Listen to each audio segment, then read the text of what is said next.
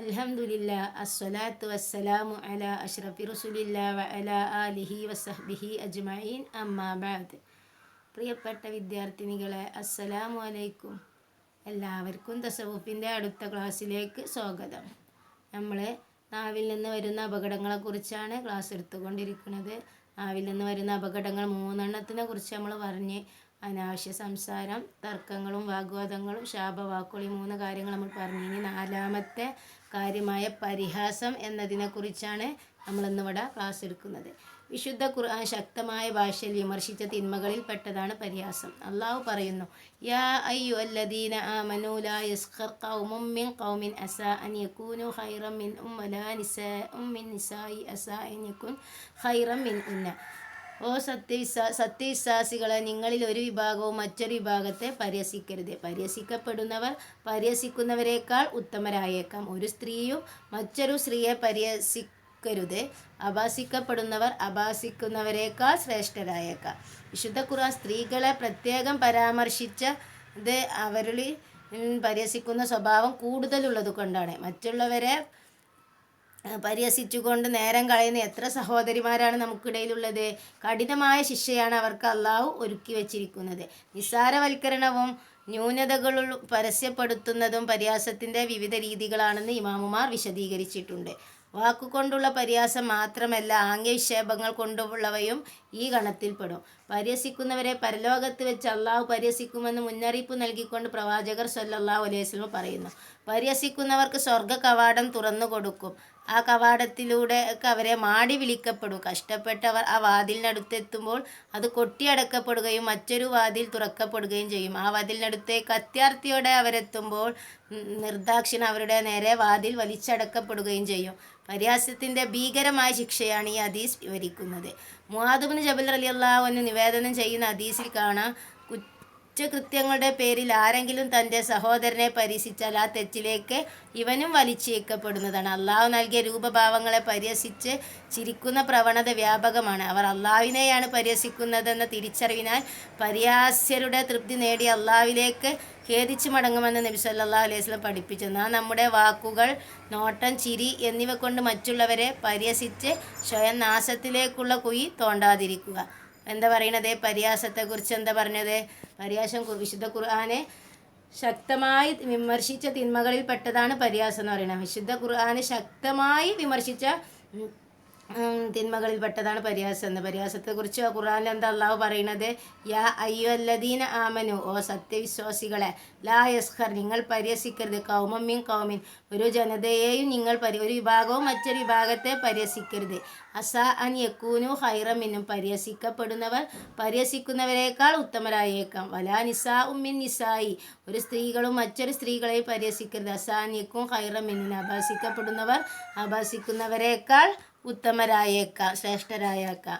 അപ്പോൾ സ്ത്രീകളെ പ്രത്യേകം വിശുദ്ധ ഖുർആന് പരിഹാസത്തിൻ്റെ കാര്യത്തിൽ സ്ത്രീകളെയാണ് പ്രത്യേകം പരാമർശിച്ചത്. നിങ്ങൾ ഒരു സമൂഹം മറ്റൊരു സമൂഹത്തെയും പരിഹസിക്കരുത്. കാരണം പരിഹസിക്കപ്പെടുന്നവർ അവരെക്കാൾ ഉത്തമരായിരിക്കുന്നതാണ്. നമ്മൾ പരിഹസിക്കുന്ന നമ്മളെക്കാളും തികഞ്ഞ സ്വഭാവം, തികഞ്ഞ കഴിവൊക്കെ അവരിലും ഉണ്ടാകും. നമ്മൾ പരിഹസിക്കുന്നവർ നമ്മളെക്കാളും കഴിവുള്ളവരേക്കാണ് ചിലപ്പോൾ നമ്മൾ പരിഹസിക്കപ്പെടുന്ന ആൾക്കാർ. അപ്പോൾ ആരെയും പരിഹസിക്കരുതെന്ന് പറയുന്നു. പിന്നെ സ്ത്രീകളെ പ്രത്യേകം എടുത്ത് പറഞ്ഞാണ് പറയുന്നത്, ഒരു സ്ത്രീയും മറ്റൊരു സ്ത്രീയെ പരിഹസിക്കരുത്. പരിഹസിക്കപ്പെടുന്ന മറ്റുള്ളവരെക്കാൾ പരിഹസിക്കുന്നവരെക്കാൾ ശ്രേഷ്ഠരായേക്കാന്ന് പറയുന്നുണ്ട്. സ്ത്രീകളാണ് ഈ പരിഹസിക്കുന്ന സ്വഭാവം കൂടുതലുള്ളത് സ്ത്രീകളിലാണെന്ന് അറിയുന്നത് കൊണ്ട് തന്നെയാണ് സ്ത്രീകളെ മാത്രം എടുത്ത് പറഞ്ഞുകൊണ്ട് അള്ളാഹു ഈ ആയത്തിൽ സ്ത്രീകളെ മാത്രം പ്രത്യേകിച്ച് എടുത്ത് പറഞ്ഞത്. സ്ത്രീകൾക്കാണ് പരിഹസിക്കുന്ന സ്വഭാവമുള്ളത് നമുക്ക് എല്ലാവർക്കും അറിയാം. മറ്റുള്ളവരെ പരിഹസിച്ചുകൊണ്ട് നേരം കളയുന്ന എത്രമാത്രം സഹോദരിമാരാണ് നമുക്കിടയിലൊക്കെ ഉള്ളത്. അവർക്ക് അതികഠിനമായ ശിക്ഷയാണ് അള്ളാഹു അവർക്ക് ഒരുക്കി വെച്ചിട്ട്. നമുക്കറിയാം, സ്ത്രീകൾ തമ്മിൽ കൂടിയാൽ തമ്മിൽ കൂടുകയാണെങ്കിൽ, നമ്മളെ മുന്നിൽ കൂടി ഒരാൾ പോവുകയാണെങ്കിൽ കണ്ടോക്ക്, ആ പെണ്ണിൻ്റെ കയ്യോക്ക്, അല്ലെങ്കിൽ ആ പെണ്ണിൻ്റെ തലീക്കോക്ക്, അങ്ങനെ ആ പെണ്ണ് എന്താണ് ആ പോണ ആൾതിയിലുള്ള കൊച്ച്, അല്ലെങ്കിൽ ഇറങ്ങി എന്തേ വർത്താനം പറഞ്ഞിരിക്കുമ്പോൾ പറഞ്ഞത് അങ്ങനെയാണ് പറയുന്നത്, അല്ലെങ്കിൽ അവൾ വരച്ചത് അങ്ങനെയാണ്, അല്ലെങ്കിൽ ഓലെ വസ്ത്രധാരണം, അല്ലെങ്കിൽ ഓലെ സംസാര രീതി, അല്ലെങ്കിൽ ഓലെ എന്തെങ്കിലും പറഞ്ഞുകൊണ്ട് കളിയാക്കുക. നമ്മൾ മറ്റുള്ളവരെ കളിയാക്കുന്നുണ്ടല്ലോ, അവർ കളിയാക്കുക. അതിനാണ് ഈ പരിഹാസം എന്ന് പറയുമ്പോൾ നമ്മൾ അവരെക്കാളും തികഞ്ഞ ആൾക്കാരാവില്ല, അവരെക്കാളും മോശപ്പെട്ട ആൾക്കാരേക്കാർ നമ്മളവരെ കളിയാക്കണമെങ്കിൽ അതിലും വലിയ കളിയാക്കാൻ പറ്റിയ സംഗതികൾ നമ്മളിലേക്ക് ശ്രദ്ധിച്ച് നോക്കിയാൽ നമുക്ക് തന്നെ ഉണ്ടാവും. അപ്പോൾ നമ്മൾ ആരും തികഞ്ഞ ആളുകളെ, അപ്പോൾ ആരെയും കളിയാക്കാൻ പാടില്ല എന്നാണ് പറയുന്നത്. ആരെയും കളിയാക്കുക വാക്കുകൊണ്ടോ നോട്ടം കൊണ്ടോ പ്രവൃത്തി കൊണ്ടോ ഒന്നും ഒരാളെ കളിയാക്കാൻ പാടില്ല. ആംഗ്യ വിശേഷം ചിലപ്പോൾ നമ്മൾ വാക്കുകൊണ്ടേക്കാരം എന്തെങ്കിലും പറഞ്ഞുകാണ്ടേക്കാരം കളിയാക്കൽ, അല്ലെങ്കിൽ അങ്ങോട്ടും ഇങ്ങോട്ടും ആംഗ്യം കാണിച്ചുകാണ്ടേക്കാരം കളിയാക്കൽ, അല്ലെങ്കിൽ നോക്കിക്കാണ്ടേക്കാരം. അങ്ങനെ എങ്ങനെ ആയാലും ഒരാളും ആരും കളിയാക്കാൻ പാടില്ല എന്നാണ് പറയുന്നത്. നമ്മൾ ചിലപ്പോൾ അല്ലെങ്കിൽ എന്തെങ്കിലും അവയവങ്ങൾക്ക് എന്തെങ്കിലുമുള്ള കുറങ്കേട് ഒരാളെ ചിലപ്പോൾ കയ്യുമ്മൽ എന്തെങ്കിലും, അല്ലെങ്കിൽ കൈയില്ലാത്ത അല്ലെങ്കിൽ കണ്ണില്ലാത്ത അല്ലെങ്കിൽ അങ്ങനെ നമ്മളെക്കാളും സൗന്ദര്യം ചിലപ്പോൾ സൗന്ദര്യം ഇല്ലാത്തവരുണ്ടാവും. ചിലർ കറുത്തവരുണ്ടാവും, ചിലർ വെളുത്തവരുണ്ടാവും, ചിലർ ഇച്ചിരി കൂടിയവരുണ്ടാവും, ഇച്ചിരി അങ്ങനെ പല രൂപത്തിലാണ് അള്ളാഹു നമ്മളെ സൃഷ്ടിച്ചിരിക്കുന്നത്. നമ്മളോലെ കളിയാക്കിയിട്ടുണ്ടെങ്കിൽ നമ്മളിപ്പോൾ ഇന്ന് പോലെ കളിയാക്കാൻ നാളെ നമ്മൾ അതേ രൂപത്തിലാക്കാൻ അള്ളാഹുവിന് കഴിയും. നമ്മളിപ്പോൾ ഒരാൾ മുടന്തനാണെങ്കിൽ കൊക്കി നടക്കണം കണ്ട് അയാളെ നടത്തത്തെ നമ്മൾ കളിയാക്കി വിചാരിച്ചോ, നാളെ പിറ്റേന്ന് അള്ളാഹു നമുക്കും അതേ അനുഭവം നൽകാൻ സാധ്യതയുണ്ട്. എപ്പോഴാണ് ആർക്കാണ് എന്താണ് വരിക എന്നൊന്നും പറയാൻ പറ്റൂല. അപ്പോൾ ആരെയും പരിഹസിക്കരുത്, കളിയാക്കരുത് എന്നാണ് പറയുന്നത്. ആരും തികഞ്ഞ ആളുകളല്ല. പരിഹസിക്കുന്നവരെ പരലോകത്ത് വെച്ച് അള്ളാഹു പരിഹസിക്കുമെന്ന് ആണ് മുന്നറിയിപ്പ് നൽകിക്കൊണ്ട് നബി സല്ലല്ലാഹു അലൈഹി വസല്ലം പറഞ്ഞൊരു ഹദീസിലുണ്ട്. പരിഹസിക്കുന്നവരെ പരലോകത്ത് വെച്ച് അള്ളാഹു പരിഹസിക്കും എന്നാണ് പറയുന്നത്. ദുനിയാവ് നമ്മൾ ആരെയും പരിഹസിച്ചിട്ടുണ്ടെങ്കിൽ പരലോകത്ത് വെച്ച് അള്ളാഹു നമ്മളെ പരിഹസിക്കും. എങ്ങനെയാണ് പറയുന്നത്? അള്ളാഹു സ്വർഗത്തിൻ്റെ വാതിൽ തുറന്ന് വെച്ചുകാണ്ട് നമ്മളെ സ്വർഗത്തിൻ്റെ അടുത്തേക്ക് മാടി വിളിക്കും. സ്വർഗ കവാടങ്ങൾ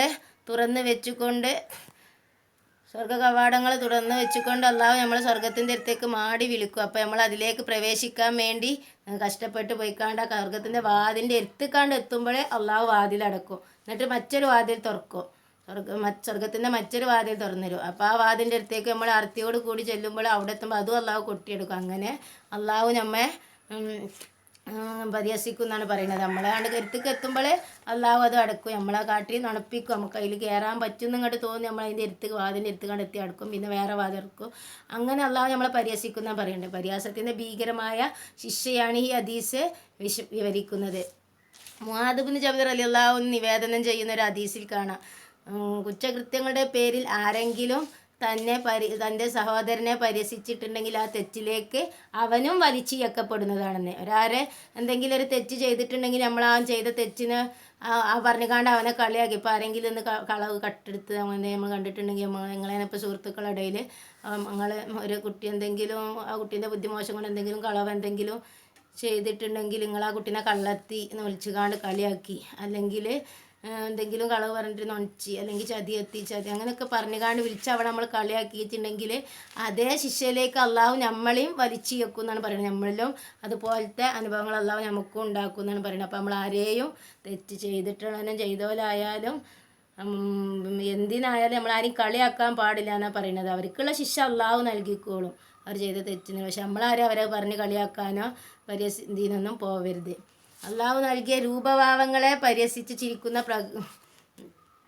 പ്രവണത ഇന്ന് വ്യാപകമാണ്. അള്ളാഹു നൽകിയ രൂപഭാവങ്ങളെ പരിഹസിച്ച് ചിരിക്കുന്ന പ്രവണത ഞാൻ നേരത്തെ പറഞ്ഞില്ലേ, മുച്ചിരി, മുടന്ത്, കോങ്കണ്ണ്, ഇങ്ങനെയൊക്കെയുള്ള അത് അള്ളാഹു ഓരോരുത്തർക്ക് നൽകുന്ന രൂപം അത് നമ്മൾ പറഞ്ഞ് പരിഹസിക്കാൻ പാടില്ല. അവർ അള്ളാഹുവിനെയാണ് പരിഹസിക്കുന്നതെന്ന് തിരിച്ചറിയാൻ പരിഹാസ്യരുടെ തൃപ്തി നേടി അള്ളാഹുവിലേക്ക് ഖേദിച്ച് നമ്മൾ അങ്ങനെ എന്തെങ്കിലും ചെയ്തിട്ട് നമ്മൾ അള്ളാഹിനെയാണ് കളിയാക്കുന്നത്.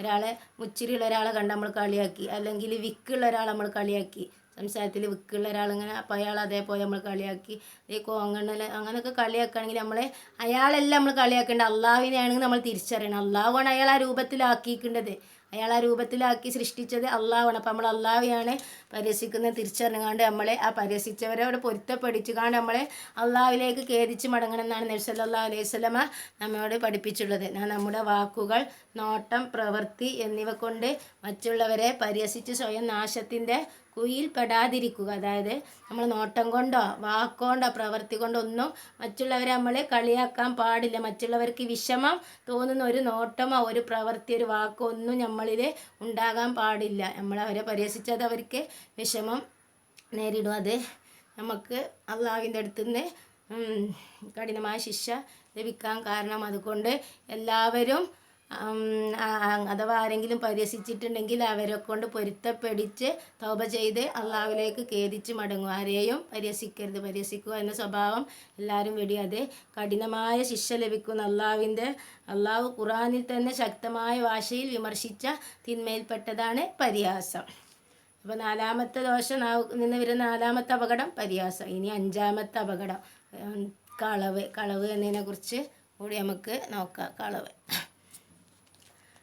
സമൂഹം വെറുക്കുന്ന അപരാധമാണ് കളവ്. പക്ഷെ പലരും ഈ തിന്മയെ നിസ്സാരവൽക്കരിച്ച് ശീലമാക്കുകയാണ്. ഈ തിന്മക്ക് അള്ളാഹു നൽകുന്ന ഭീകരമായ ശിക്ഷ ഉൾക്കൊള്ളാൻ അവർക്ക് കഴിഞ്ഞിട്ടില്ല എന്നതാണ് ഇതിന് കാരണം. നിങ്ങൾ കളവ് സൂക്ഷിക്കുക. കളവ് തിന്മയിലേക്ക് നയിക്കുന്നതാണ്. അത് നരകാഗ്നിയിലേക്ക് നിങ്ങളെ വലിച്ചിഴക്കുന്നതാണ്. വിശ്വാസിയുടെ ലക്ഷണമാണ് എന്നീ പ്രവാചക വചനങ്ങൾ കളവിൻ്റെ ഗൗരവം ബോധ്യപ്പെടുത്തുന്നുണ്ട്. നിന്നെ വിശ്വസിക്കുന്നവരോട് കളവ് പറയുന്നത് കടുത്ത വഞ്ചനയാണെന്ന് പ്രവാചകർ സല്ലല്ലാഹു അലൈഹി വസല്ലമ മറ്റൊരിടത്ത് ഉദ്ബോധിപ്പിക്കുന്നു. നിങ്ങൾ കേൾക്കാൻ ഇഷ്ടപ്പെടാത്ത എന്നാൽ പറയാൻ മടിയില്ലാത്ത തെറ്റാണ് കളവ്. മറ്റുള്ളവർ നമ്മോട് കളവാണ് പറഞ്ഞത് എന്നറിയുമ്പോൾ നമുക്കുണ്ടാകുന്ന ദേഷ്യം കളവിൽ നിന്ന് പൂർണ്ണമായി മാറി നിൽക്കാൻ നമ്മെ പ്രേരിപ്പിക്കണം. ആരെങ്കിലും കളവ് പറഞ്ഞു തുടങ്ങിയാൽ പിന്നീട് അതൊരു നിസ്സാര കാര്യമായി അവന് അനുഭവപ്പെടുകയും കളവ് ആവർത്തിച്ച് അള്ളാഹു അവരുടെ അടുത്ത് കദ്ദാബ് എന്ന് അഥവാ അസത്യം വിളിച്ചു പറയുന്നവൻ എന്ന നാമം ലഭിക്കുകയും ചെയ്യുമെന്ന് ഹദീസിൽ കാണാവുന്നതാണ്. കളവ് മനുഷ്യൻ്റെ ഐശ്വര്യം നശിപ്പിക്കും. അപ്പം എന്താണ് കളവിനെ കുറിച്ച് പറയുന്നത്? കളവ് എന്ന് പറഞ്ഞാൽ എന്താണ്? സമൂഹം വെറുക്കുന്നൊരു അപരാധമാണ് കളവ്. എല്ലാവരും ഈ തിന്മയെ നിസ്സാരവൽക്കരിച്ച് കാണുകയാണ് ചെയ്യുന്നത്. ഈ തിന്മയ്ക്ക് അള്ളാഹു നൽകുന്ന കഠിനമായ ശിക്ഷ ഉൾക്കൊള്ളാൻ ഇതുവരെ ആർക്കും കഴിഞ്ഞിട്ടില്ല എന്നതാണ് ഇതിന് കാരണം. സമൂഹം വെറുക്കുന്ന അപരാധമാണ് കളവ്. സമൂഹമൊക്കെ വെറുക്കണ കളവ് പറഞ്ഞാൽ എന്താണ്? നമ്മൾ എല്ലാവരും നിസ്സാരമായിട്ട് കാണാണ് കളവ് എന്ന് പറയുന്നത്. കളവ് ഏറ്റവും ഗൗരവമേറിയ ഒരു തെറ്റാണെങ്കിൽ നമ്മളെല്ലാവരും അതിനെ നിസ്സാരമായിട്ടാണ് കാണുന്നത്. നിങ്ങൾ കളവ് സൂക്ഷിക്കുക. കളവ് തിന്മയിലേക്ക് നയിക്കുക. നമ്മൾ +1 ഒരു ഹദീസിൽ പഠിച്ചിട്ടുണ്ട്. ഇയ്യാക്കും അൽ കെദിബ ഇന്നൽ കെദിബ യഹ്ദി ഇലൽ ഫുജൂർ ഇന്നൽ ഫുജൂറ യഹ്ദി ഇലൻ നാർന്ന്. നമ്മൾ +1 ഹദീസിൽ നമ്മൾ പഠിച്ചത് നിങ്ങൾക്ക് ഓർമ്മ ഉണ്ടാവും. M1 ഹദീസിൽ നിങ്ങൾ പഠിച്ചിട്ടുണ്ട്. ഇയ്യാക്കും അൽ കെദിബ നിങ്ങൾ കെദിബിനെ കളവിനെ സൂക്ഷിക്കുക. ഇന്നൽ കദിബ യഹ്ദി ഇലൽ ഫുജൂർ കളവ് നിങ്ങളെ തിന്മയിലേക്ക് നയിക്കും. ഇന്നൽ ഫുജൂറ യഹ്ദി ഇലൻ നാർ തിന്മ നിങ്ങളെ നരകത്തിലേക്കും നയിക്കുന്നു. അതുപോലെ തന്നെ നമ്മൾ മുനാഫികളുടെ ലക്ഷണം പഠിച്ച കൂട്ടത്തിൽ പഠിച്ചിരുന്നത് ആയത്തുൽ മുനാഫിക്ക് സലാസുൻ ഇദാ ഹദസ വ കദബ സംസാരിച്ചാൽ കളവ് പറയുക എന്നുള്ളത് ആരുടെ ലക്ഷണമാണ്? മുനാഫിക്കിൻ്റെ ലക്ഷണമാണ് എന്ന് നമ്മൾ ക്ലാസ്സിൽ അതും നമ്മൾ കഴിഞ്ഞ വർഷം ഹദീസിൽ പഠിച്ചതാണ്. അപ്പോൾ ഈ കളവ് എന്ന് പറയുന്നത് കപട വിശ്വാസികളുടെ ലക്ഷണമാണ്. കളവ് നമ്മെ നരകത്തിലേക്ക് നയിക്കും. ഇതൊക്കെ നമ്മൾ അറിയണതാണ്. അതുകൊണ്ട് കളവിനെ നമ്മൾ സൂക്ഷിക്കുക. കളവ് നമ്മെ നരകത്തിലേക്ക് വലിച്ചിഴക്കുന്നതാണ്. നിന്നെ വിശ്വസിക്കുന്നവരോട് കളവ് പറയുന്നത് കടുത്ത വഞ്ചനയാണ് നബി സല്ലല്ലാഹു അലൈഹി വസല്ലമ മറ്റൊരിടത്ത് പറഞ്ഞു. നമ്മളെ വിശ്വസിക്കുന്ന ആൾക്കാരോട് നമ്മൾ കളവ് പറയുക എന്നുള്ളത് കടുത്ത വഞ്ചനയാണെന്ന് നബി സല്ലല്ലാഹു അലൈഹി വസല്ലം മറ്റൊരിടത്ത് ഉത്പാദിപ്പിക്കുന്നുണ്ട്. അപ്പോൾ വിശ്വസിച്ചവരെ വഞ്ചിക്കുക എന്നുള്ളതും മുനാഫിക്കിൻ്റെ ലക്ഷണമാണെന്ന് നമ്മൾ പഠിച്ചിട്ടുണ്ട്. ആയത്തിൽ മുനാഫിക്ക് സലാസ് എന്ന് പറഞ്ഞാൽ ഒന്നാമത്തത് ഇതാ ദസവ കഥവ, രണ്ടാമത്തേത് നമ്മൾ പറഞ്ഞിട്ടുണ്ട് ഇത് എത്തുമിനോ കാണുന്ന വിശ്വസിച്ചവരോട് ഈ വഞ്ചിക്കുക എന്ന്. അപ്പോൾ എങ്ങനെ നോക്കിയാലും മുനാഫിക്കിൻ്റെ ലക്ഷണത്തിൽപ്പെട്ടതായിട്ടാണ് കളവ് പോകുന്നത്. ഇനി വിശ്വസിക്കുന്നവരോട് കളവ് പറയുന്നത് കടുത്ത വഞ്ചനയാണെന്ന് നബി പറഞ്ഞിട്ടുണ്ട്. അപ്പോൾ വഞ്ചിക്കലും കളവ് പറയലൊക്കെ മുനാഫിക്കിൻ്റെ ലക്ഷണം. അപ്പോൾ ഈ കളവ് പറയുക എന്നുള്ളവർ മുനാഫിക്കിൻ്റെ ഇതിൽ പെട്ടവർ ഇതാണ്.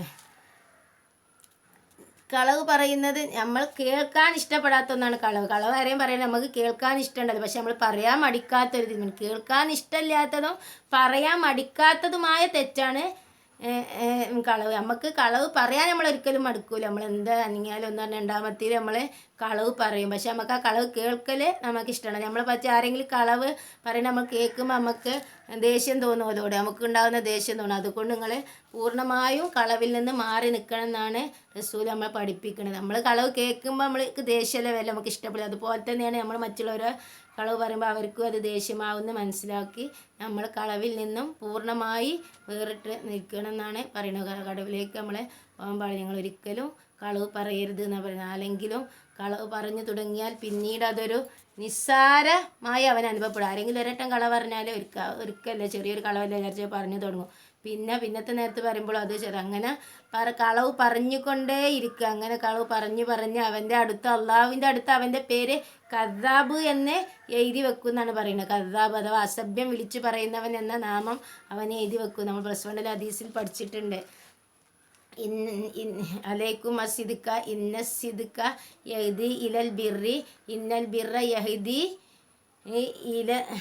ഇലൽ ജന്ന. അതായത് നിങ്ങൾ സത്യത്തെ മുറുകെ പിടിക്കുക. സത്യം നിങ്ങളെ നന്മയിലേക്ക് നയിക്കും. നന്മ നിങ്ങളെ സ്വർഗത്തിലേക്കും നയിക്കും.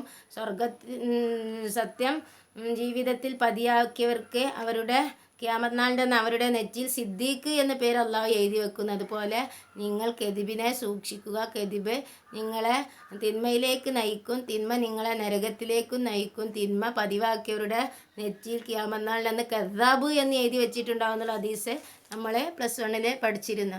അപ്പോൾ നമ്മളെന്തെങ്കിലും ഒരു കളവ് പറഞ്ഞിട്ടുണ്ടെങ്കിൽ നമുക്ക് ആ കളവ് നമ്മൾ പറഞ്ഞുകൊണ്ടേ ഇരിക്കും. ഒരു തെറ്റിന് പിന്നെ ചെറിയൊരു കളവല്ലാതെ പിന്നെ നമ്മൾ കളവ് ചെറുതല്ലേ എന്നല്ലേ നമ്മൾ കളവ് അത് ആവർത്തിച്ചു കൊണ്ടേ ഇരിക്കുന്നതാണ് പറയുന്നത്. മറ്റുള്ള തിന്മകളെ മാതിരിയുള്ള കളവ് അത് നമ്മൾ പറയാൻ തുടങ്ങിയാൽ അത് നമ്മുടെ ജീവിതത്തിലൊരു ശീലമായി മാറുമെന്നാണ് പറയുന്നത്. അതുകൊണ്ട് കളവിനെ നിങ്ങൾ സൂക്ഷിക്കുക.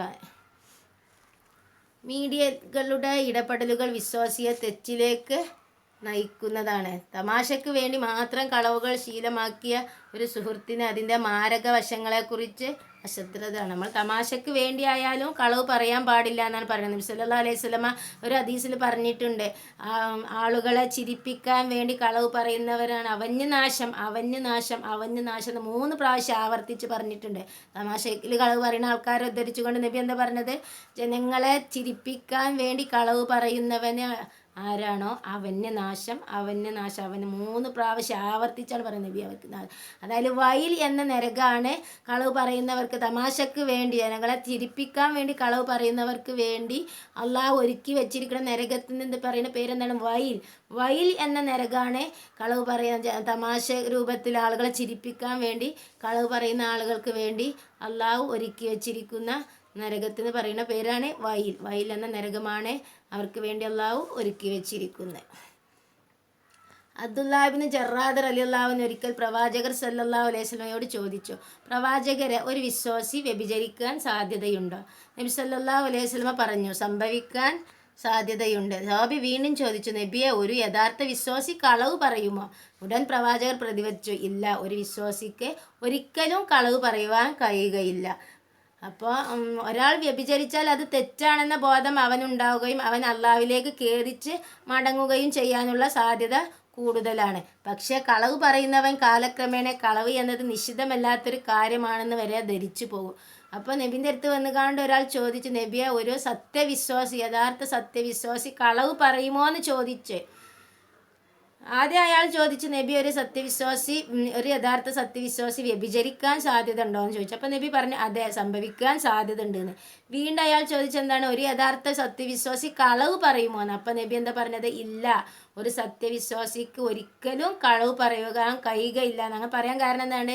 വ്യഭിചരിക്കുമോ എന്ന് ചോദിച്ചാൽ വ്യഭിചരിക്കും എന്ന് പറഞ്ഞത് എന്താണ്? വ്യഭിചരിച്ചാൽ അത് തെറ്റാണെന്ന് അവന് ബോധ്യം വരും. അത് തെറ്റാണ് എന്നുള്ള ബോധ്യം അവന് വന്ന് അവൻ തൗബ ചെയ്ത് അള്ളാഹുവിലേക്ക് തന്നെ മടങ്ങും. പക്ഷെ കളവ് പറയുന്നവൻ അങ്ങനെ ഒരു ബോധം ഉണ്ടാവുകയില്ല. അവന് കളവ് പറഞ്ഞിട്ടുണ്ടെങ്കിൽ വീണ്ടും വീണ്ടും കളവ് പറയാനുള്ള സാധ്യതയാണ് കൂടുതലുണ്ടാകുക. അപ്പോൾ കളവ് പറയുന്നവന് കാലക്രമേണ അത് നിഷിദ്ധമല്ല, തെറ്റല്ല എന്ന് മനസ്സിലാക്കി കളവ് ആവർത്തിച്ചു കൊണ്ടേയിരിക്കും. അവൻ തൗബ ചെയ്യാനുള്ള സാധ്യത കുറവാണ്. അതുകൊണ്ടാണ് വിശ്വാസി കളവ് പറയുകയില്ല എന്ന് നബി പറഞ്ഞു. ഒരു യഥാർത്ഥ സത്യവിശ്വാസി ഒരിക്കലും കളവ് പറയുകയില്ല എന്നാണ് നബി സല്ലല്ലാഹു അലൈഹി വസല്ലം പറഞ്ഞത്.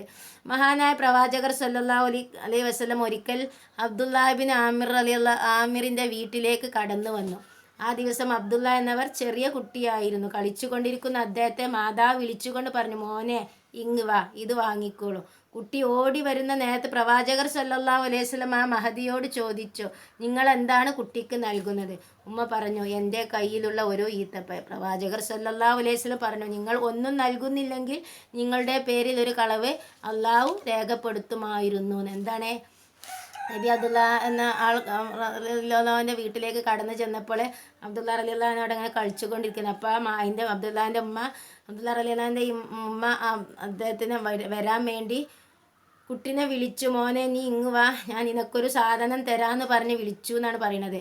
അപ്പോൾ കുട്ടി വിളിച്ചത് കണ്ട്, ഉമ്മ വിളിക്കുന്നത് കണ്ട് കുട്ടി അടുത്തേക്ക് ഓടി വരുന്നത് കണ്ടപ്പോൾ നബി ആ ഉമ്മാനോട് ചോദിച്ച വാക്കാണ്, നിൻ്റെ കയ്യിൽ എന്താണ് ഉള്ളത്? നിങ്ങൾക്ക് കുട്ടിക്ക് നൽകാൻ നിൻ്റെ കയ്യിൽ എന്തെങ്കിലും ഉണ്ടോ? അപ്പോൾ ആ ഉമ്മ പറഞ്ഞു, എൻ്റെ കയ്യിൽ ഒരു ഈത്തപ്പഴം ഉണ്ട്. അപ്പോൾ കേട്ടപ്പോൾ നബി എന്താണ് പറഞ്ഞത്?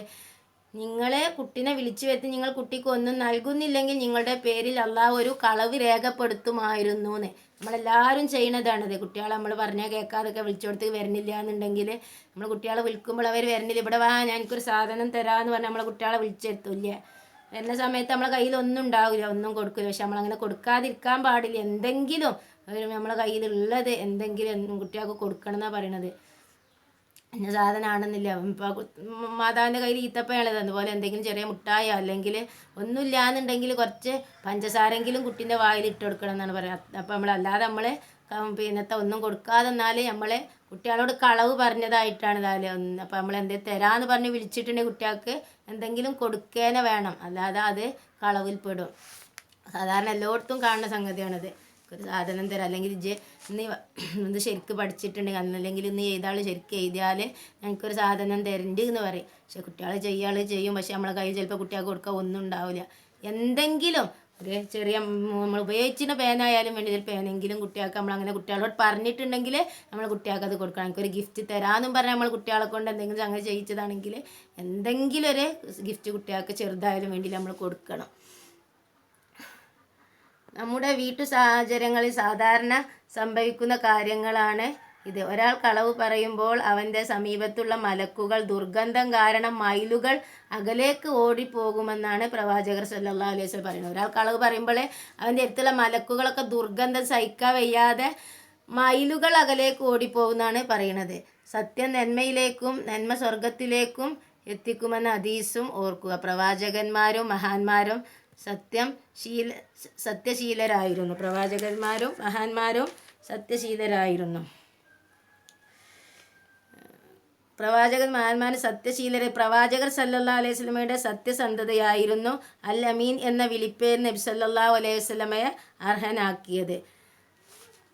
സല്ലല്ലാഹു അലൈഹി വസല്ലമ 40 വയസ്സിലാണ് നബിക്ക് നുബുവത്ത് കിട്ടുന്നത്. ആ നബി ആകണീനെ മുന്നേ തന്നെ നബി സല്ലല്ലാഹു അലൈഹി വസല്ലമ ഒരിക്കലും കളവ് പറയും. 40 വയസ്സായപ്പോഴാണ് നബിക്ക് നുബുവത്തിട്ട് നബി അള്ളാഹു പ്രവാചകനാക്കി നിയോഗിച്ചത്. പക്ഷെ അതിന് മുന്നുള്ള 40 വർഷക്കാലത്തെ ജീവിതകാലത്ത് നബി സല്ലല്ലാഹു അലൈഹി വസല്ലമ ഒരിക്കൽ പോലും കളവ് പറഞ്ഞിട്ടില്ലായിരുന്നു എന്നാണ് പറയുന്നത്. നബി സല്ലല്ലാഹു അലൈഹി വസല്ലമ ഇവിടെ കുട്ടിക്കാലത്തായാലും യുവത്വത്തിലായാലും ഒന്നും നബി ഒരിക്കലും കളവ് പറഞ്ഞിട്ടില്ല. 40 വയസ്സ് വരെയുള്ള സമയത്ത് ഒരു കളവ് പോലും പറയാത്തത് കൊണ്ടാണ് ഖുറൈശികൾ നബിക്ക് അല്ലമീൻ എന്ന വിളിപ്പേര് വരെ നൽകിയത്. മഹാനായ ഉമർ ബിൻ അബ്ദുൽ അസീസ് റളിയല്ലാഹു അൻഹുവിൻ്റെ വചനങ്ങളിൽ നിന്ന് നമുക്ക് കളവ് പറയാതിരിക്കാൻ നമുക്കൊരു പ്രചോദനം. ഉമർ ബിൻ അബ്ദുൽ അസീസ് എന്താ പറയുന്നത്? തുണിയുടുക്കാൻ തുടങ്ങിയത് മുതൽ ഞാൻ കളവ് പറഞ്ഞിട്ടില്ല എന്നാണ്. എന്താണ് ഉമർ ബിൻ അബ്ദുൽ അസീസ് റളിയല്ലാഹു അൻഹു പറഞ്ഞത്? തുണി ഉടുക്കാൻ തുടങ്ങിയത് മുതൽ ഞാൻ കളവ് പറഞ്ഞിട്ടില്ലായിരുന്നു എന്നാണ്.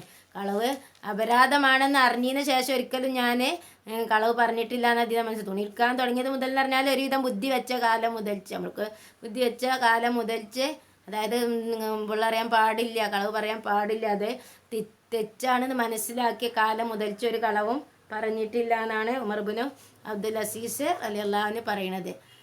പക്ഷെ ചില പ്രതിസന്ധി ഘട്ടങ്ങളിൽ കളവ് ഇസ്ലാം അനുവദിച്ചിട്ടുണ്ട്. യുദ്ധവേളകളിൽ കളവ് അനുവദനീയമാണ്. പിണങ്ങിയവർക്കിടയിൽ ഐക്യവും ഇണക്കവും ഉണ്ടാക്കാൻ കളവ് പറയാവുന്നതാണ്. നബി സല്ലല്ലാഹു അലൈഹി വസല്ലം പറഞ്ഞു, പിണങ്ങിയവർക്കിടയിൽ സൗഹൃദം പുനഃസ്ഥാപിക്കാൻ പറഞ്ഞ കളവ് അവൻ അനുകൂലമായും അതല്ലാത്ത മുഴുവൻ അവനെ പ്രതികൂലമായും രേഖപ്പെടുത്തും. ഇവിടെ കളവ് പ്രോത്സാഹിപ്പിക്കാനല്ല, മറിച്ച് സഹോദരന്മാർക്കിടയിൽ പരസ്പര ഐക്യം സൃഷ്ടിക്കേണ്ട ആവശ്യകതയ്ക്കാണ് ഊന്നൽ നൽകുന്നത്. കളവ് പറഞ്ഞെങ്കിലും പരസ്പര സാഹോദര്യം രൂപപ്പെടുത്തിയെടുക്കണമെന്നർത്ഥം. ബന്ധങ്ങൾ മനസ്സിലാക്കാൻ കഴിയാത്ത ജീവിതക്രമത്തിൽ കളവ് പറഞ്ഞെങ്കിലും അത് നിലനിർത്തണമെന്നാണ് തിരുസുന്നത്ത് നിർദ്ദേശിക്കുന്നത്. ഭാര്യ ഭർത്തബന്ധത്തിൽ വിള്ളൽ വീഴാതിരിക്കാൻ വേണ്ടിയാണ് ഇസ്ലാം കളവ് അനുവദിച്ച മറ്റൊരു സന്ദർഭം. തൻ്റെ ഭാര്യയെ തൃപ്തിപ്പെടുത്താൻ ഭർത്താവിനും ഭർത്താവിനെ തൃപ്തിപ്പെടുത്താൻ ഭാര്യയ്ക്കും കളവ് അനുവദനീയമാണ്.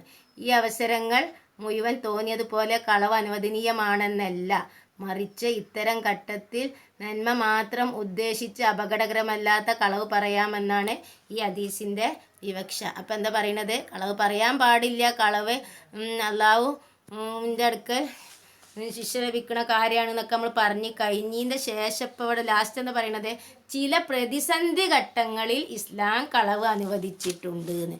ചില ഘട്ടങ്ങളിൽ ഇസ്ലാം കളവ് അനുവദിച്ചിട്ടുണ്ട്. ഇസ്ലാം കളവ് അനുവദിച്ച സന്ദർഭങ്ങൾ ഏതൊക്കെയാണ്? യുദ്ധവേളകളിൽ കളവ് അനുവദനീയമാണ്. അതുപോലെ പിണങ്ങിയവർക്കിടയിൽ ഐക്യമുണ്ടാക്കാൻ, ഭാര്യ ഭർത്താക്കന്മാർക്കിടയിൽ സ്നേഹം നിലനിർത്താൻ, അതുപോലെ തന്നെ ഒരാളെ ജീവൻ നഷ്ടപ്പെടുമെന്ന് ഭയപ്പെടുന്ന സംഭവത്തിൽ അയാളെ രക്ഷിക്കാൻ, ഇങ്ങനത്തെ സാഹചര്യത്തിലൊക്കെ നമ്മൾക്ക് കളവ് അനുവദനീയമാണ്. യുദ്ധവേളയിൽ ആവശ്യം വരികയാണെങ്കിൽ കളവ് പറയാനാണ്. അതുപോലെ പിണങ്ങിയവർക്കിടയിൽ ഇണക്കുണ്ടാക്കാൻ, സുഹൃത്തുക്കൾ തമ്മിൽ അല്ലെങ്കിൽ ജ്യേഷ്ഠാനുജന്മാർ തമ്മിൽ കുടുംബക്കാർ തമ്മിൽ പരസ്പരം പിണങ്ങി നിൽക്കുകയാണെങ്കിൽ എന്തെങ്കിലും ഒരു കളവ് പറഞ്ഞിട്ടുണ്ടെങ്കിൽ അവരെ പിണക്കം മാറ്റാൻ ആ കളവ് കൊണ്ട് സാധിക്കുന്നുണ്ടെങ്കിൽ ആ അവസരത്തിൽ നമുക്ക് കളവ് പറയാനാണ്. ഇവിടെ കളവ് പറഞ്ഞിട്ടാണെങ്കിലും പരസ്പര സാഹോദര്യം രൂപപ്പെടുത്തിയെടുക്കാനാണ് ഇവിടെ ഉദ്ദേശം. ഇപ്പോൾ കളവ് പറഞ്ഞ അനുവദിക്കപ്പെട്ട സന്ദർഭം എന്ന് വെച്ചാൽ നമ്മൾ പ്രവാചകന്മാർക്കിടയിൽ കളവ് പറഞ്ഞ ചില സാഹചര്യം. ഇബ്രാഹിം നബി അലൈഹി സ്വലാം കളവ് പറഞ്ഞിട്ടുണ്ട്. ഏതാ സന്ദർഭങ്ങൾ ഓർക്കണുണ്ടാ? ഇബ്രാഹിം അലൈഹി സ്വലാം കളവ് പറഞ്ഞ ഒരു സന്ദർഭം, ഇബ്രാഹിം നബി വിഗ്രഹങ്ങളൊക്കെ വെട്ടി നുറുക്കി പള്ളിയിൽ അവരെ ഇതിൽ ഉത്സവവേളയിൽ ഒരിക്കൽ ഇബ്രാഹിം നബി അലൈഹി സ്വലാം വിഗ്രഹങ്ങൾ മുഴുവൻ വെട്ടി വീഴ്ത്തി ചെറിയ വിഗ്രഹങ്ങളൊക്കെ തച്ചുടച്ച് വലിയ വിഗ്രഹത്തിൻ്റെ കഴുത്തിൽ കോടാലി കെട്ടി തൂക്കിയ ചരിത്രം എല്ലാവർക്കും അറിയണതാണ്. അപ്പോൾ അത് കണ്ടുകാണ്ട് ആസർ വന്ന സമയത്ത് ആരാണ് ഈ വിഗ്രഹങ്ങളൊക്കെ തച്ചുടച്ചത് എന്ന് ചോദിച്ചപ്പോൾ ഇബ്രാഹിം നബി എന്താ പറഞ്ഞത്? ഇബ്രാഹിം നബി അലൈഹി സ്വലാം പറഞ്ഞത് ഈ വലിയ ബിംബാണ് തച്ചുടച്ചത് എന്നാണ് നബി പറഞ്ഞത്. അല്ല ഞാനാണ് ചെയ്തത് എന്നുള്ള സത്യം ഇബ്രാഹിം നബി തുറന്ന് പറഞ്ഞിട്ടില്ല. അവിടെ ആ വിഗ്രഹത്തെ വലിയ ബിംബത്തെ കാണിച്ചു കൊടുത്തുകൊണ്ട് ഈ ബിംബാണ് തച്ചുടച്ചത് എന്നുള്ളൊരു കളവോടെ ഇബ്രാഹിം നബി പറഞ്ഞ്. അതുപോലെ വേറൊരു സമയത്ത് ഇബ്രാഹിം നബിയുടെ ഭാര്യയിൽ ഈ നമ്രൂദിനെ ഇബ്രാഹിം നബിയുടെ ഭാര്യയോട് ആശ തോന്നിയ സമയത്ത് ഇബ്രാഹിം നബി അവിടെ കളവ് പറഞ്ഞിട്ടുണ്ട്. ഇതെൻ്റെ സഹോദരിയാണ് എന്ന് പറഞ്ഞുകൊണ്ട് ഒരു കളവ് പറഞ്ഞ് അവിടെ നിന്ന് ഇബ്രാഹിം നബി ഒഴിഞ്ഞു മാറിയിട്ടുണ്ട്. അതുപോലെ തന്നെ യൂസുഫ് നബി അലൈഹി സ്വലാമിൻ്റെ ജീവിതത്തിൽ കളവ് പറഞ്ഞ സന്ദർഭമുണ്ട്, ഓർക്കണുണ്ടാവും. യൂസുഫ് നബി അലൈഹി സ്വലാം സഹോദരന്മാർ യൂസുഫ് നബീൻ്റെ കൊട്ടാരത്തിലേക്ക് വന്ന സമയത്ത് യൂസുഫ് നബി അലൈഹി സ്വലാം ഭൃത്യരോട് അവരുടെ അളവ് പാത്രം അദ്ദേഹത്തിൻ്റെ സഹോദരനായ ബിന്യാമീൻ്റെ ഭാണ്ഡത്തിൽ കെട്ടിവെക്കാൻ പറയുകയും അങ്ങനെ അവർ തന്നെ ചെയ്തുകൊണ്ട് ബിന്യാമീനെ കള്ളനാണെന്ന് അവർ കളവ് പറഞ്ഞു. ഇങ്ങനെ അപ്പോൾ അങ്ങനെ അനുവദനീയമായ ചില സന്ദർഭങ്ങളിൽ നമുക്ക് പരസ്പരം ആവശ്യം വരുന്നൊരു ചില സന്ദർഭങ്ങളുണ്ട്. ആ സന്ദർഭത്തിൽ കളവ് അനുവദനീയിച്ചിട്ട് എല്ലാ സമയത്തും കളവ് അനുവദനീയമാണ് എന്നല്ല ഇതുകൊണ്ട് ഉദ്ദേശിക്കുന്നത്. അത്യാവശ്യ ഘട്ടങ്ങളിൽ പരസ്പരം പിണങ്ങിക്കഴിയുന്നവരെ ഇണക്കാൻ, അതുപോലെ ഭാര്യ ഭർത്താക്കന്മാർക്കിടയിൽ അവരുടെ ബന്ധത്തിൽ വിള്ളൽ വീഴാതിരിക്കാൻ വേണ്ടി ഭർത്താവിന് ഭാര്യയോടും ഭാര്യയ്ക്ക് ഭർത്താവിനോടും കളവ് പറയൽ അനുവദനീയമാണ്. എന്തെങ്കിലും അവിടെ നമ്മൾ സത്യം പറഞ്ഞിട്ടുണ്ടെങ്കിൽ അവരെ ബന്ധത്തിന് ഉലച്ചിൽ പറ്റുന്ന തോന്നുന്ന ചില സാഹചര്യങ്ങളുണ്ട്. ആ സാഹചര്യത്തിൽ കളവ് പറയാമെന്നാണ് പറയുന്നത്, അവരുടെ ബന്ധം നിലനിർത്തുക എന്നുള്ള ഉദ്ദേശത്തോടു കൂടി. അതുപോലെ തന്നെ നമ്മൾ വീട്ടിൽ നിൽക്കുന്ന സമയത്ത് ഒരു അക്രമിയായ ഒരാളുടെ അടുത്തേക്ക് ഒരു അക്രമിയായ ഒരു മനുഷ്യൻ അയാളെ വധിക്കാൻ വേണ്ടി ഓടി, എന്തെങ്കിലും ആവശ്യമില്ലാതെ നിരപരാധിയായൊരു മനുഷ്യനെ വധിക്കാൻ വേണ്ടി അയാളെ പിന്നാലെ അയാളെ ശത്രുവായിട്ടുള്ള ഒരു അക്രമി ഓടി വരുന്നുണ്ട്. അപ്പോൾ അയാൾ നമ്മളെ വീട്ടിൽ ഒരിടത്ത് ഒളിക്കാൻ ഇടം ചോദിച്ച് വീട്ടിൽ അയാൾ ഒളിച്ചു നിന്ന്. അപ്പോൾ പിന്നാലെ വരുന്ന ആളെ നിങ്ങൾ ഇയാളെ കണ്ടാന്ന് ചോദിച്ചപ്പോൾ ഞാൻ കണ്ടിട്ടില്ല എന്ന് പറഞ്ഞാൽ അവിടെ നമുക്ക് കളവ് പറഞ്ഞ് നമുക്ക് ഊരാം. എന്താ വെച്ചാൽ നമ്മളവിടെ സത്യം പറഞ്ഞാൽ ഒരാളുടെ ജീവനാണ് അവിടെ നഷ്ടപ്പെടുക. അപ്പം അത്തരം സാഹചര്യത്തിലൊക്കെ നമുക്ക് കളവ് പറയാം. അത് പക്ഷെ അത് നമ്മൾ ആ അവസരം നമ്മൾ മുതലെടുക്കാൻ പാടില്ല അയച്ചിട്ട്. അങ്ങനെ എല്ലാം കളവ് പറയുന്നതിനുള്ളൊരു ലൈസൻസ് ആണെന്ന് കരുതാൻ പാടില്ല. അത്യാവശ്യ ഘട്ടത്തിൽ മാത്രമാണ് ഇത്തരം കളവുകൾ അനുവദിച്ചിട്ടുള്ളത്. എന്തൊക്കെയാണ് കളവ് അനുവദനീയമായ 3 സാഹചര്യങ്ങൾ ഏതൊക്കെയാണ് പറഞ്ഞത്? യുദ്ധവേളയിൽ, സഹോദരന്മാർക്കിടയിൽ പിണങ്ങിയവർക്കിടയിൽ സൗഹൃദം പുനഃസ്ഥാപിക്കാൻ, ഭാര്യ ഭർത്താക്കന്മാർക്കിടയിൽ പരസ്പരം ഐക്യം നിലനിർത്താൻ. ഇത്തരം സന്ദർഭങ്ങളിലൊക്കെയാണ് കളവ് അനുവദനീയമായത്. നമ്മൾ നാവ് കൊണ്ടുണ്ടാകുന്ന അപകടങ്ങളാണ് പറയുന്നത്. നാവ് എന്ന് പറഞ്ഞാൽ നാവിനെ നമ്മൾ നല്ലവണ്ണം സൂക്ഷിക്കണം. നാവാണ് നമ്മളെ എല്ലാ തെറ്റിലേക്കും വലിച്ചിഴക്കുന്നത്. നാവിൽ നിന്ന് നമ്മൾ എല്ലാ അപകടത്തിൻ്റെയും മൂലകാരണം നാവാണ്. അതുകൊണ്ട് നമ്മൾ നാവിനെ നമ്മൾ സൂക്ഷിക്കണം. ഒന്നുകിൽ നിങ്ങൾ നല്ലത് പറയുക അല്ലെങ്കിൽ മിണ്ടാതിരിക്കുക എന്ന നബിയുടെ വചനം മുൻനിർത്തിക്കൊണ്ട് നിങ്ങളുടെ ജീവിതം നിങ്ങൾ മുന്നോട്ട് കൊണ്ടുപോകാൻ ശ്രമിക്കുക. ഇത്രയും പറഞ്ഞുകൊണ്ട് നമുക്ക് ബാക്കി ഭാഗം അടുത്ത അധ്യായം അടുത്ത ക്ലാസ്സിൽ ചർച്ച ചെയ്യാം ഇൻഷാ അല്ലാഹ്. അസ്സലാമു അലൈക്കും വറഹ്മത്തുള്ളാഹി വബറകാതുഹു. വാഖിറു ദഅ്വാഹും അനിൽ ഹംദുലില്ലാഹി റബ്ബിൽ ആലമീൻ.